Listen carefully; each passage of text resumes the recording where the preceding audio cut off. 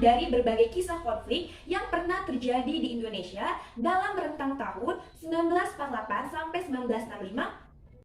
Konflik-konflik internal 1948 sampai 1965, yang pertama 11 Agustus 1948 di Surakarta, yang kedua 18 September 1948 di Madiun, yang ketiga 1 Desember 1948 di Purwodadi, yang keempat 7 Agustus 1949 di Tasikmalaya, yang kelima Januari 1950 di Brebes, Tegal, Kebumen, dan Pekalongan, yang keenam 23 sampai 24 Januari 1950 di Bandung, yang ketujuh 25 April 1950 di Maluku, ke-8 30 April 1950 di Sulawesi Selatan, yang ke-9 Oktober 1950 di Kalimantan Selatan, yang ke-10 17 Agustus 1991 di Sulawesi Selatan, lalu Desember 1991 di Kudus dan Magelang, 21 September 1953 di Aceh, tanggal 12 sampai 15 Februari 1958 di semua daerah Sumatera.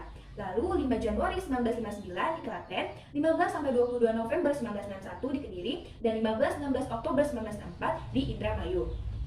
Skema pembelajaran yang pertama itu ada kesadaran terhadap pentingnya integrasi bangsa. Yang kedua, teladan para tokoh persatuan, yaitu dari mulai pahlawan nasional dari Papua, para raja yang berkorban untuk bangsa. Lalu ada mewujudkan integrasi melalui seni dan sastra, dan yang terakhir ada perempuan pejuang. Kesadaran terhadap pentingnya integrasi bangsa. Kesadaran terhadap integrasi bangsa dapat dihubungkan dengan masih terdapatnya potensi konflik di beberapa wilayah Indonesia.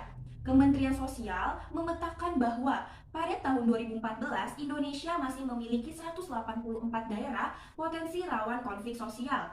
6 di antaranya diprediksi memiliki tingkat kerawanan yang tinggi, yaitu Papua, Jawa Barat, Jakarta, Sumatera Utara, Sulawesi Tengah, dan Jawa Tengah. Kedua, teladan para tokoh persatuan. Yang pertama itu pahlawan nasional dari Papua, yaitu ada Frans Kaisepo, adalah salah seorang tokoh yang mempopulerkan lagu Indonesia Raya di Papua saat menjelang Indonesia merdeka. Ia juga berperan dalam pendirian Partai Indonesia Merdeka 10 Mei 1946. Kaisepo menjadi anggota delegasi Papua dalam konferensi Malino di Sulawesi Selatan, di mana ia sempat menyebut Papua Netherlands New Guinea dengan nama lain yaitu Irian, yang konon diambil dari bahasa Biak dan berarti daerah panas. Kaisepo juga menentang pembentukan NIT karena NIT tidak memasukkan Papua ke dalamnya. Ia lalu mengusulkan agar Papua dimasukkan ke dalam Keresidenan Sulawesi Utara. Lalu ada Silas Papare. Silas Papare membentuk Komite Indonesia Merdeka hanya sekitar sebulan setelah Indonesia merdeka.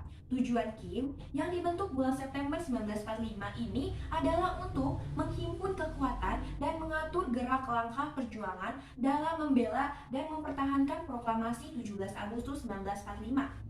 Desember, Silas dan Martin dianggap mempengaruhi batalion Papua bentukan sekutu untuk memberontak terhadap Belanda. Akibatnya, mereka berdua ditangkap Belanda dan dipenjarakan di Hollandia, yaitu Jayapura. Setelah keluar, Silas mendirikan Partai Kemerdekaan Indonesia. Karena Belanda tidak senang, ia kemudian kembali dipenjarakan yang sekarang di Biak. Setelah bebas, ia pergi ke Yogyakarta bersama dengan temannya atas undangan pemerintah Republik Indonesia dan membentuk Badan Perjuangan Irian di Yogyakarta. Kemudian terakhir ada Martin Inde. Martin Inde sebelum Jepang masuk ke Indonesia adalah seorang anggota polisi Hindia Belanda. Keindonesiaannya yang ia miliki tak kalah ia kerap berinteraksi dengan tahanan politik Indonesia yang dibuang Belanda ke Papua. Antara tahun 1945 sampai 1947, Inde masih menjadi pegawai pemerintahan Belanda dengan jabatan sebagai kepala distrik. Meskipun demikian, bersama-sama kaum nasionalis di Papua, secara sembunyi-sembunyi, ia malah menyiapkan pemberontakan namun gagal dilaksanakan. Tahun 1946, Inde menjadi ketua Partai Indonesia Merdeka. Ia lalu memimpin sebuah aksi protes yang didukung delegasi 12 kepala suku terhadap keinginan Belanda yang ingin memisahkan Papua dari Indonesia. Inde juga mulai terang-terangan menghimbau anggota militer yang bukan orang Belanda agar melancarkan perlawanan terhadap Belanda. Akibatnya, pemerintahan Belanda menangkap dan memenjarakan Inde. Lalu ada para raja raja yang berkorban untuk bangsa. Yang pertama ada Sultan Hamengkubuwono ke-9. Sultan Hamengkubuwono ke-9 pada tahun 1940 dinobatkan menjadi Raja Yogyakarta. Ia dengan tegas menunjukkan sikap nasionalismenya. Dalam pidatonya saat itu, ia mengatakan, walaupun saya telah mengenyam pendidikan barat yang sebenarnya, namun pertama-tama saya adalah dan tetap adalah orang Jawa.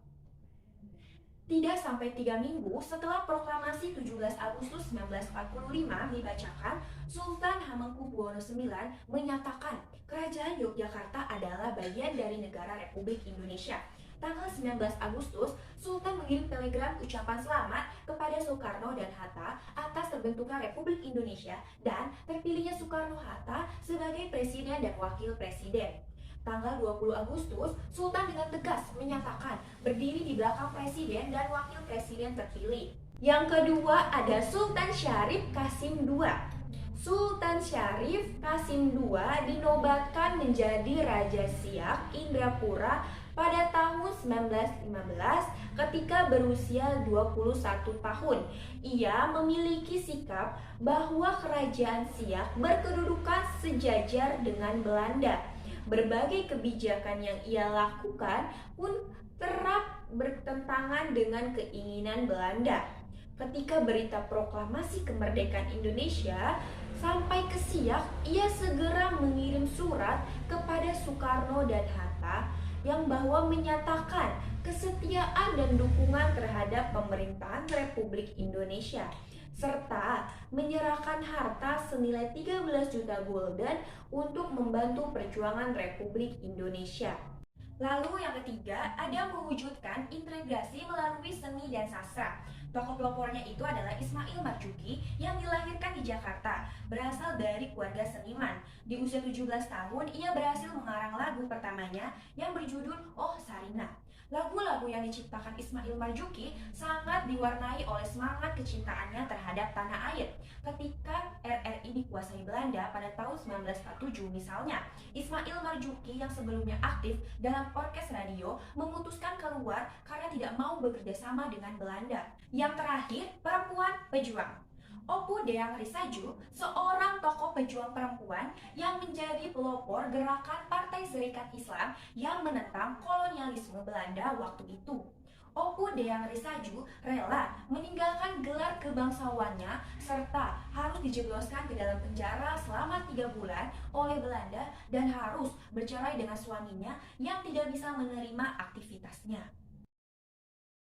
Terima kasih.